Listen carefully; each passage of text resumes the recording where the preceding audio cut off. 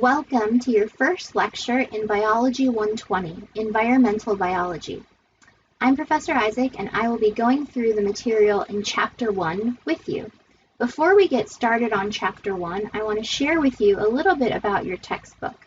So in this class, we will be using the Environmental Biology textbook by Matthew Fisher, and you don't have to purchase this textbook. It's a zero textbook cost materials course, and what that means is that your text information is embedded directly in your Canvas modules. So all of the materials are openly licensed, and you will have access to all portions of your textbook for free in Canvas. As we go through the lecture materials, a great way to follow along is to open up the notes that are posted for you in Canvas, and you can then have those notes in front of you. Some students may choose to print those, or you could just open them up maybe on your laptop or on your cell phone, and that way you can be following along as we go through the lecture material. So a great way to prepare for each lecture is to read the material and to read the chapter in your textbook and then watch the lecture video. So before continuing with this lecture, if you read through Chapter 1 in the text, then you'll be prepared to understand the material in this lecture more successfully.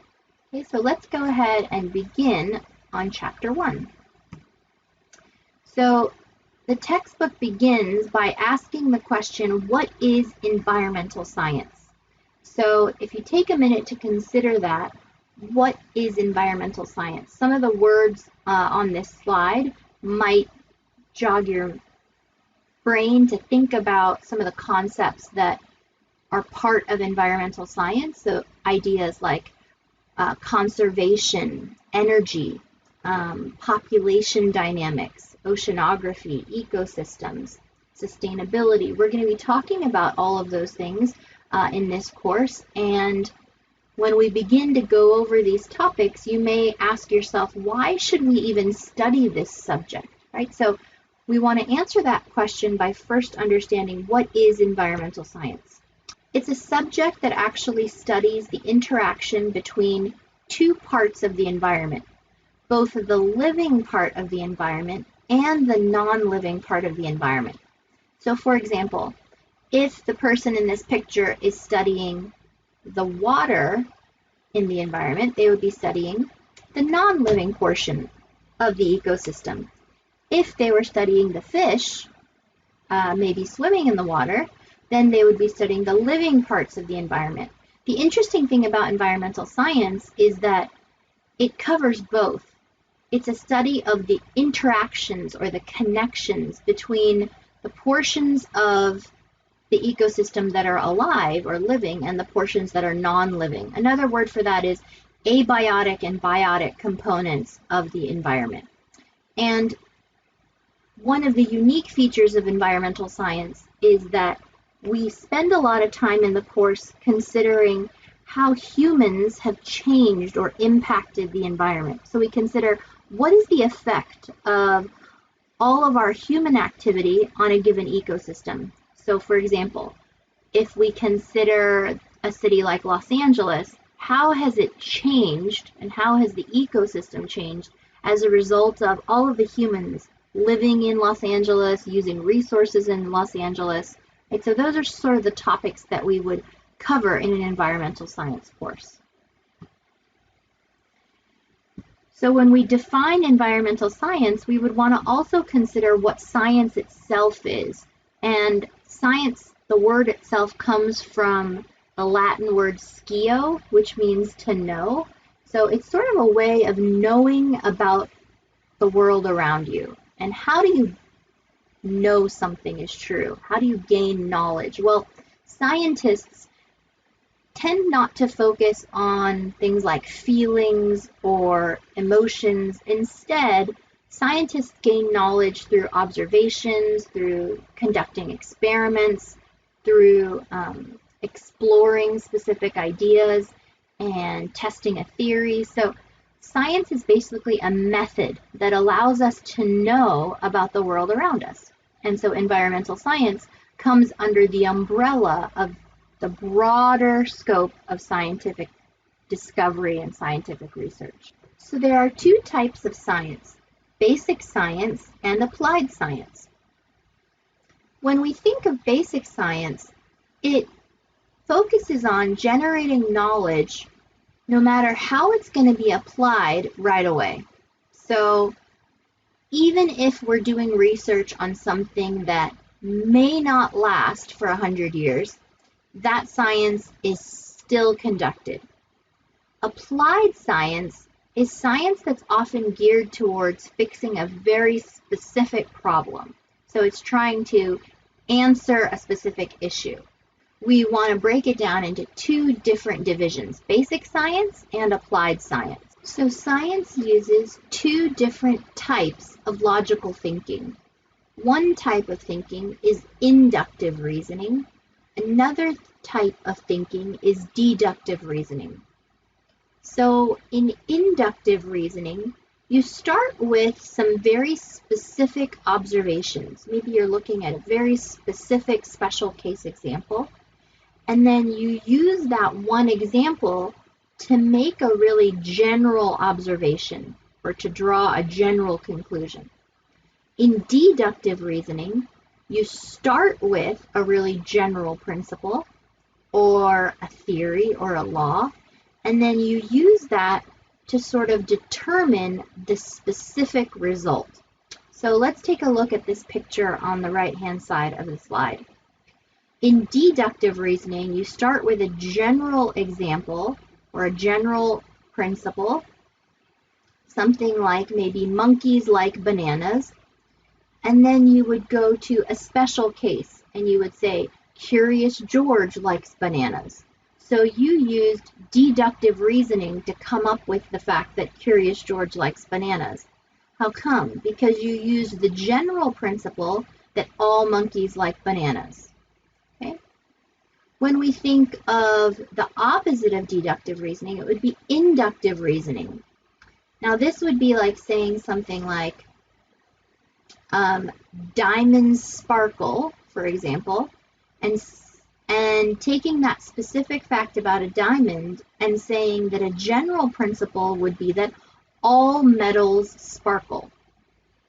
Right? So we started with a special example, a diamond, and said that that sparkled, and we used that one fact to make a general statement that may not necessarily be true, right? So inductive reasoning, you have to be careful because the special examples may not necessarily always apply to all different situations. So these are two different ways that science applies reason. So you can use deductive reasoning or inductive reasoning. The next portion of the chapter moves on from how science works to now begin to think about the environment a little bit more and to begin to address the issue of sustainability. So take a minute just to think about the word sustainability. When you hear that word, what does it mean to you? What kind of ideas pop up into your head? Some of you may have thought of the earth. You may think of recycling. Maybe you think of global warming. There are a lot of different issues that may pop up into your mind. One of the issues that's stressed in this course is the idea of sustainability and how it's linked to development. So when we think about sustainability in an environmental biology course, we are going to consider how sustainability connects to development. So sustainable development is described as a type of development that meets the needs of the present, that means like the needs of today, without compromising the ability of future generations to meet their own needs. So what does that mean? That means think about yourself and your own need for water. So maybe you drink 2 glasses of water a day. Okay, hopefully it's more than that. But the amount of water that you need today, how can those resources be provided for you without necessarily hurting the ability of future generations to meet their needs, right? So how can you get water without compromising the ability of your grandchildren to get clean water, right? Is that possible? Can development take place in a way that allows future generations to not suffer, right? So we consider sustainable development to mean a type of development that considers both the present, meaning what you need today, and what will people in the future need, right? So sustainable development is going to be an important concept as we go through the semester. So you want to make sure you know what that is, right? It's development that looks at meeting the current needs today while also considering and not compromising the needs of the future. So one of the ways in which we can consider needs in the future is to look at how much we need right now, right? How many resources do we actually need? How many resources do we actually consume, right? How much of that is absolutely necessary? How much of that is maybe excess or waste? How much of it could be changed, right? How can we think about our consumption? And can we actually measure it? If I were to think about how many resources I'm using compared to how many resources maybe someone in Haiti is using, what's the difference, right? Can we actually calculate that? Well, it turns out we can. We can calculate something called our carbon footprint. You may have heard of it called a carbon footprint. It's also referred to as your ecological footprint. And what that means is it's a calculation.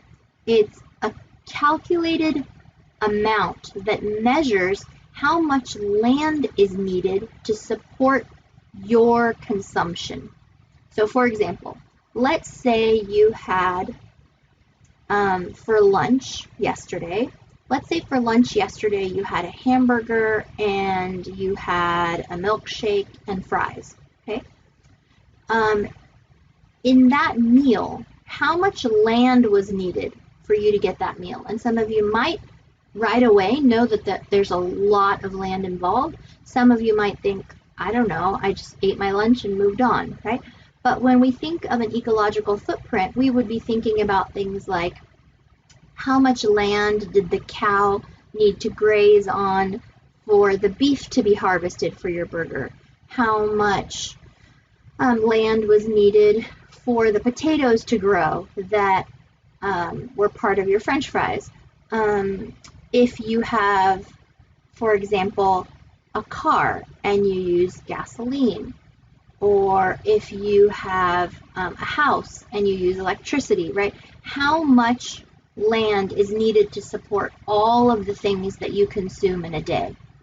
So it turns out there is a way to calculate that, and if you look in Canvas, if you're interested to find out your own ecological footprint, you can do that by clicking on the link in the Module 1, Chapter 1 section of Canvas, and you can calculate that. Some of you that are taking the environmental biology lab this semester, you will be doing that in your lab as well. Okay, so it's interesting to look at how different one person's ecological footprint can be compared to another person's ecological footprint. What's one of the things that can really change the numbers? Well, one of them is flying a lot on airplanes. The amount of fuel that's needed for an airplane to travel requires a large amount of land. So just taking one flight increases your ecological footprint dramatically.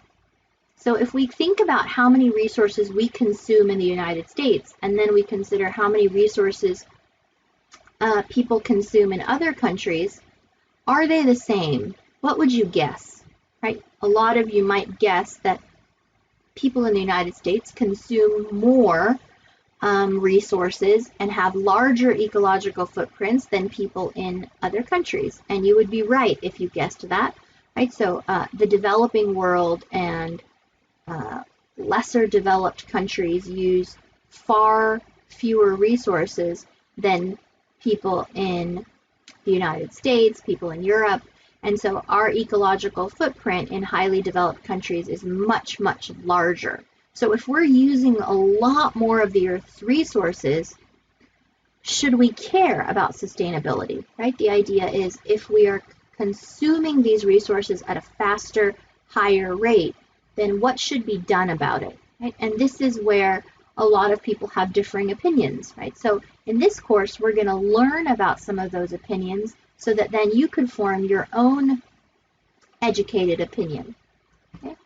So this is just a picture showing you some of the things that cause variance in an ecological footprint. So for example, energy consumption, settlement, how much timber, paper, land, trees, food, all of that and all of the consumption that takes place on an annual basis and how much waste is generated and how much land is needed, all of that combined makes up your ecological footprint. So while you're not required to calculate your ecological footprint for this course, I think it could be interesting for you to see how much or how little you consume. So when we think of ideas like consumption and sustainability, we begin to think about how humans have actually impacted ecosystems around the globe. So as humans have used up resources, what has changed as a result of that? Has the amount of fresh water changed? Has the amount of pollution changed? Has the amount of toxic chemicals that are put into marine ecosystems changed? Has the amount of waste we produced changed? Has air pollution and soil pollution, has that changed? Pesticide usage.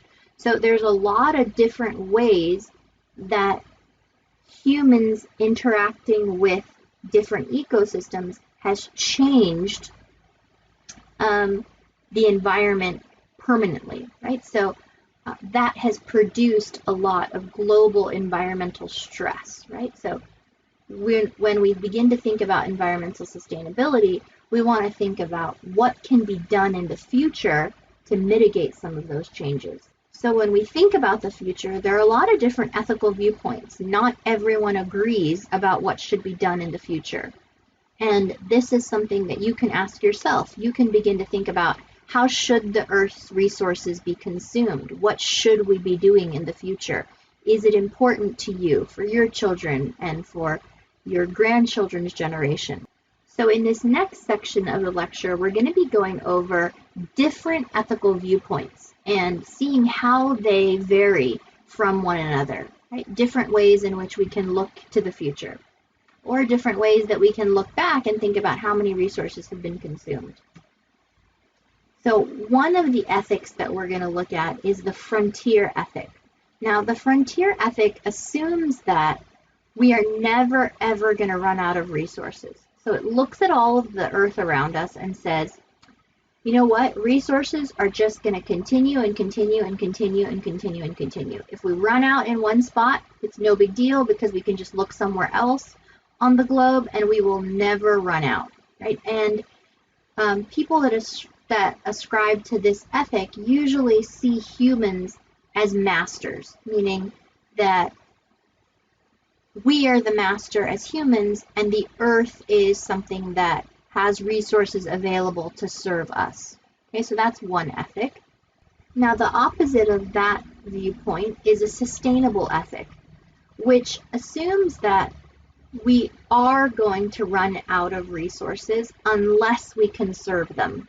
So a sustainable ethic acknowledges that resources are not unlimited, meaning that we can run out of land, we can run out of clean water, right? And the idea is that as humans consume these resources, we should be careful about how usage will continue in the future. So we want to think about the fact that if natural ecosystems are impaired, then humans actually suffer, right? So in the sustainable ethic, we're looking at humans interacting with the environment in a way that preserves ecosystems and saves resources. Another ethic covered in your textbook is the land ethic. Now, this ethic respects all parts of the natural world, not just the living, but also the non-living. So, for example, something like water, or the air, the atmosphere, regardless of whether or not we're using it. So that would mean that even if a particular resource in an ecosystem is not needed by a human, we should still respect it. And so this ethic places humans really squarely in the ecological community, not at all as the master or the conqueror. Instead, humans here are just a player in the ecosystem. And the idea here is that humans and non-living and living parts of the ecosystem are all respected equally. Over on the right-hand side of the slide, you'll see a picture of Aldo Leopold. He was a conservationist and the father of wildlife ecology. You can read his quote about what he believed, and he was a proponent of the land ethic. So this chapter, we've sort of been going over some general ideas about environmental sustainability and about how humans use resources, and it begins to touch upon one of the themes that we will address this semester, which is environmental justice. And environmental justice is basically about the principle of treating people fairly, and this fair treatment should be separate from an individual's race, their origin, their income. And so the idea is that when environmental policies are enacted, they should treat all people fairly. So for example, if a certain amount of land is needed for a particular project, we shouldn't consider if the people in that area are rich or poor, right? We should instead treat all people fairly, right, with respect to any environmental policies. Environmental racism is environmental injustice that has been suffered by people because of their race. And there's a lot of history entwined into environmental racism, and some of that is also explained in your textbook in light of struggles of indigenous people and the land that has been robbed from them. So in history, you'll find lots of instances, not just in the United States, but also around the world, of instances where indigenous people were robbed of some of their human rights, and their land was taken away from them, and then they were, as a result of that, exploited, right? And not only did the land suffer, but their culture was also degraded, right? And so in an environmental course like this one, we are going to be focusing a lot more on the biological aspect of a lot of these issues, but we do touch on issues of environmental justice and some of the struggles that minority populations have experienced in history. And the last portion of this lecture that we're going to talk about is a case study. And a case study is basically just an example for you to learn more. And so at this point, what you would want to do is watch the video that's linked in the notes section about the Hetch Hetchy Dam. And this relates to what we were just talking about with indigenous populations and their land being compromised. And so in this Hetch Hetchy Valley case study, you'll actually be learning about this area. And what I'd like you to do is watch the video and then think about it yourself. And you're allowed to form your own opinion, right? Think about the dam and should it be removed. And this is a decision that has not been fully resolved. It's still a controversy that exists today. And so as you watch the video, begin to think about, forming your own opinion and whether or not you think this dam is important. And when you work on the homework questions, there will be one question in there just for you to state your opinion about what you think about the Hetch Hetchy Dam. There isn't necessarily a right or a wrong answer, but you can begin to think about environmental issues through the lens of environmental ethics, right? What would be right to do in terms of the people, in terms of the ecosystem, in terms of the whole environment, right? And that's a personal decision that you can make to form your own educated opinions about a lot of environmental issues, which hopefully you'll continue to do throughout the course. And then even after you finish the course, when you read about an environmental issue, hopefully you'll be able to have a frame of reference to form an opinion. As we get to the end of a lecture, sometimes students will ask the question of, well, what's on an exam, or how do we know how to study, or where do we get a study guide, and things like that. So one of the best ways to study for any upcoming exam is to review the lecture slides. So material on exams comes directly from these lecture slides, and the lecture slides come directly from the textbook. So there aren't any big surprises thrown at you during a test. During an exam, your exams will cover material that we have talked about specifically in the lecture. So for example, from this lecture, you could think about important issues like sustainability and the different types of environmental ethics issues that we've talked about. As you go through and review this lecture, you could go over any notes that you've taken, you could go over the PowerPoint slides, and then you can begin to think about working on the homework questions that will be posted in Canvas as well.